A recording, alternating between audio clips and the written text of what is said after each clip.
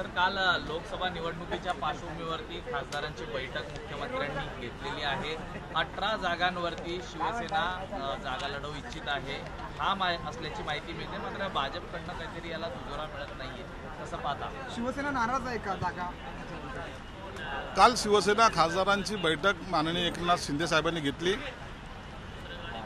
त्या बैठकीमध्ये खासदारांनी आपापली मतं मांडली आणि सर्वांचं असं एक मत होतं की शिवसेनेने 22 जागा लढवल्या पाहिजे।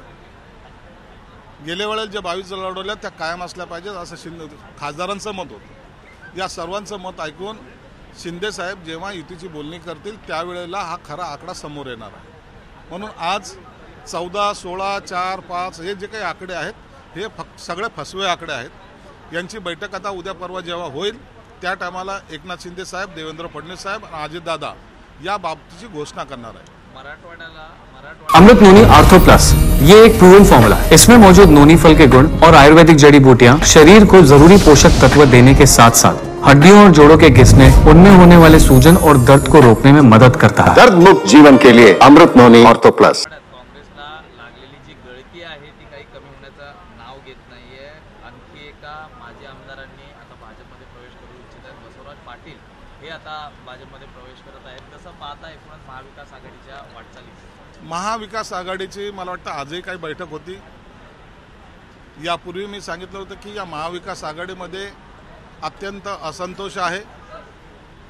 प्रत्येकाला राजकीय भवितव्य त्या पक्षामध्ये दिसत नाहीत। म्हणून काँग्रेस असेल, उभाटा गट असेल किंवा शिल्लक असलेली शरद पवारची राष्ट्रवादी असेल, यातून अनेक जण या 8 दिवसामध्ये शिवसेना आणि भाजपमध्ये प्रवेश करणार आहेत। सर्वात एक महत्त्वाचं म्हणजे सत्ताधारी जे आमदार आहेत त्यांना मिळालेल्या निधीवरून काही नाराजी व्यक्त केली जात आहे की शिवसेनेला जास्त निधी मिळतोय कारण त्यांचा मुख्यमंत्री आहे, भाजपचे जास्त आमदार आहेत म्हणून त्यांना व्यवस्थित निधी मिळते, मात्र राष्ट्रवादीला निधी कमी मिळत आहे अशी काही चर्चा आहे। असं काही नाही, सर्वांना समान निधी वाटला जाईल। कारण की येणारी विधानसभेची निवडणूक असेल की लोकसभेची निवडणूक असेल, आम्हाला तिघांना मिळून ताकदीने लढायची, म्हणून निधीमध्ये कधी कम जास्तपणा होणार नाही।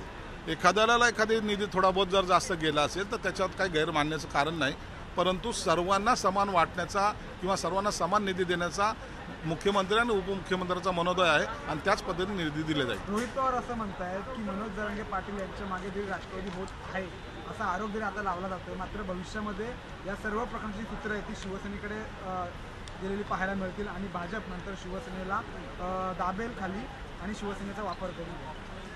शिवसेनेचे मुख्यमंत्री माननीय एकनाथ शिंदे साहेबांनी मराठा समाजासाठी थोडा खारीचा जो वाटा उचललेला आहे त्याला महाराष्ट्रातील अख्खा मराठा समाज मानतोय आणि म्हणून हीच भीती या लोकांना आहे।